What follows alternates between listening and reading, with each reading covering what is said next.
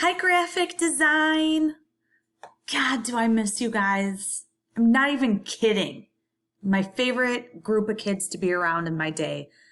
I really hope that you're all doing well, that you're staying healthy. And if you ever need anything, you email me. Take care of you.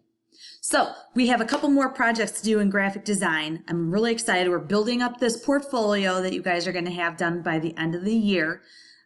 Which I'll walk you through, but we're going to look at another style of art and recreate something pretty famous. Perhaps you've heard of this artist before, Andy Warhol, from the 1960s, and his genre of art was called pop art. And here is a very famous example of pop art by Andy Warhol, and this is the Marilyn Monroe colorized kind of mosaic.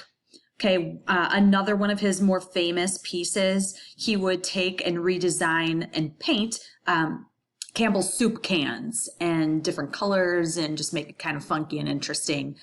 He was super popular, still is well respected today for his the impact he made on the art in the 1960s. Okay, so we're going to recreate this Marilyn Monroe type of looking project with your own faces, which makes me so happy because it'll just be a way for me to get to see your beautiful faces again. Can't wait.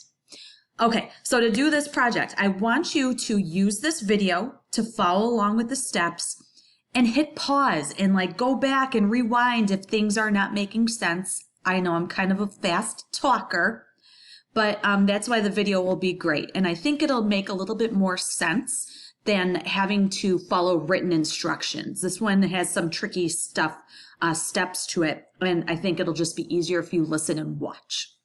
Okay, so let's start off by opening Photoshop. All right, I'm not sure if you guys already have an extracted picture of just your face. So what I mean is, do you have a picture that was your face, that you used a magnetic lasso and lassoed around your head and your hair, like under your chin, to get something that kind of looked like this? All right, because this is what we need.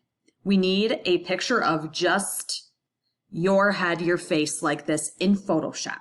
Okay, so maybe right now it's time for you to pause the video, take a selfie of yourself, or use one of the pictures that you already have saved from back when we were in class, and get to the point where you have just your head on a blank canvas here in Photoshop.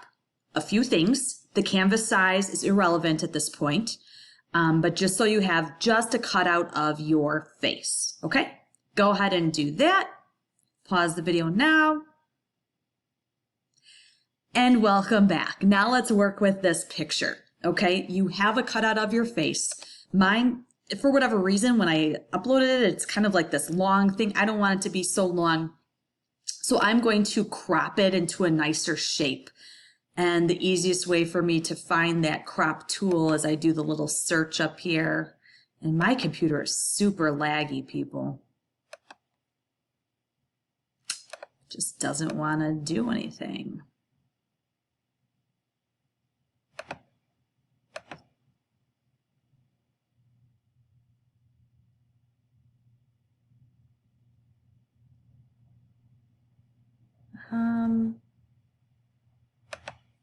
Wonder why I can't do a search for a crop.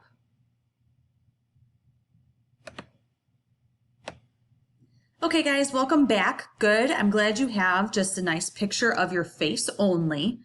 Mine is, for whatever reason, like on this long canvas, that's it doesn't really matter at this point because we'll work it when we move it over into Illustrator. Okay, so I have my face. I'm going to have to change it into black and white. All right, so to do that, just make sure that the layer is selected on the side, and you're going to go, there are these three tabs up here, Learn, Libraries, and Adjustments. Go to the Adjustments tab, and there's a little icon in here that says black and white, and you'll select that, and poof, that changed you into black and white. Okay, now this picture that I have here, it does not appear to have be background free. So make sure that you do like that magnetic lasso around it, do a copy and paste and get rid of the one that has the background because we want this to be background free. Am I able to background erase? Let me do that on here. But anyways, you guys know how to do this, just so you have that kind of like the gray and white checkered background on the back of it. Okay, save this as maybe like Warhol face, something that you could remember so that when we go into Illustrator, you'll be able to find it.